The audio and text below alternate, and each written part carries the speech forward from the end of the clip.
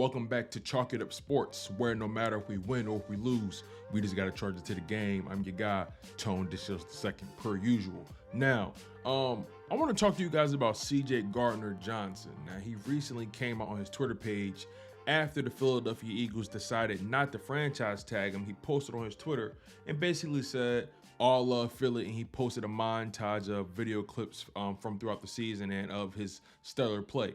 Let's make it very clear. CJ Gardner-Johnson had a very good 2023 campaign. Granted, he got hurt with the lacerated kidney and he missed, I believe, 5 games in the regular season, played 12 games, and he accumulated 6 interceptions throughout that process. And he was always just a physical presence, always just one of those guys that's very vocal out there on the field. He wreaks havoc. He's a playmaker. He makes splash plays, right? But again, the Philadelphia Eagles didn't decide to franchise tag him. If the Eagles did franchise tag CJ Gardner-Johnson, that would have netted him $14.46 million, flat out, fully guaranteed. So that would have got him some good money, but obviously players don't really care about the franchise tag. Players want longevity. Players want long-term security. But the Eagles decided not to go that route. And I kind of felt like they wouldn't do it anyway. The Eagles aren't really an organization that's known for franchise tagging their players. But is that the end of the CJ Gardner-Johnson era in Philadelphia? I don't know. Do they plan on giving him a long-term, big-time contract? I don't think it's likely, if I'm being completely honest with you. I don't really see it. The Eagles haven't really shown a history to really pay big money to positions that they don't deem to be high value, like the safety position. Let's be totally honest.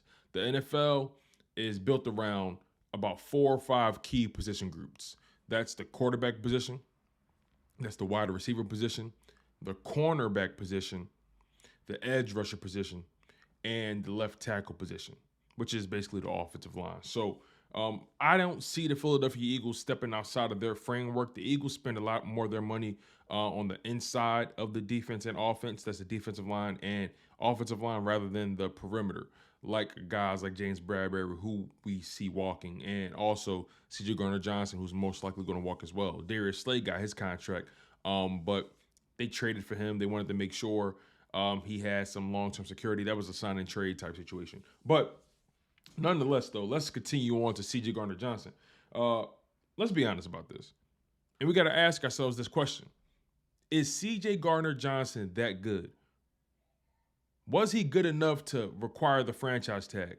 Was he good enough in the 2022 campaign that would make the Eagles franchise tag him and want to negotiate a long-term deal? He makes splash plays, and he's one of those guys that wreaks havoc, and he makes you know he's there. But is he that good? Is he consistently good? Like I said, splash plays, but is he consistently good? If you ask me, I think CJ Gardner-Johnson is some timey tackler. I'm not saying he doesn't play the game with high intensity, but I think he's a shaky tackler at best. I don't think he's a consistently good tackler. That's for one. And when you're a safety, you definitely got to be a good tackler in the open field. I just don't think he's a good tackler. That's just my humble opinion, though. On top of that, he is a ball hawk. He does make plays. But does he get beat more than he make plays? We have to ask ourselves that question. And then on top of that, when you think about committing long-term money to him as well, now you have to compare him to guys who are getting the money at the safety position. Is he better than Derwin James? I don't think so. Is he better than Minkah Fitzpatrick? I don't think so.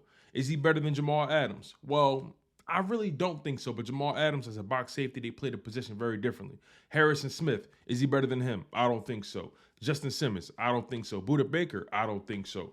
And those are just the top 6 guys getting paid. And the highest paid guy is Derwin James at $19.1 million. We know CJ Gardner-Johnson not getting $19 million. That's a fact. And then Budda Baker is ranked 6th with $14.75 million.